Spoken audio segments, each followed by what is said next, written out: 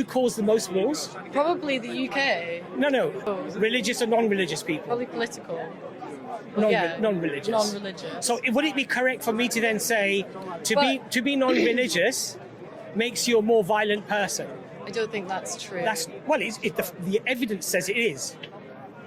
But the point I'm trying to make How to can you you is, collect that would it- evidence? well, there are global studies that have been done, and they found that the largest wars, if you look at, for example, Stalin, First World War, Second World War. Second World War was about religion. It was about the exterminations of the Jews. Yeah, but that was not religious based though.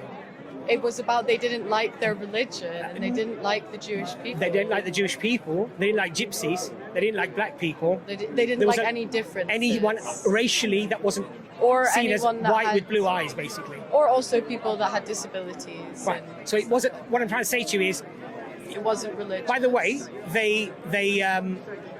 Hitler, he was a Christian. Yeah. They did have the crucifix on their belts and things like that. But as a Muslim, I'm not going to use it as a cheap, a cheap argument against the Christian and say it was because of Christianity.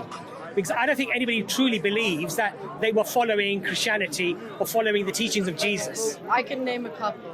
The Crusades, the Christian Crusades. I agree. Those were religious based. Ireland. So that was a religious Ireland, segregation. I agree. yeah. I agree. There is, I mean, there is, No. and there's things that